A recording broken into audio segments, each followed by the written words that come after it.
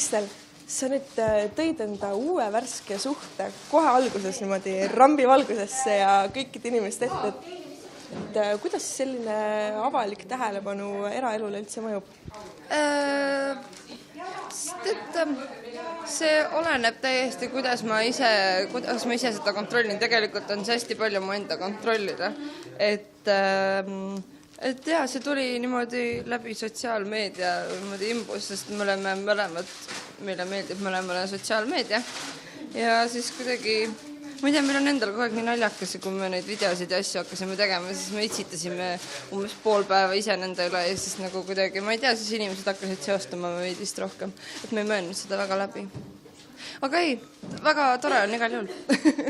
Kas selline eraeluline harmoonia on sind rahulikumaks ka muutnud kui varem?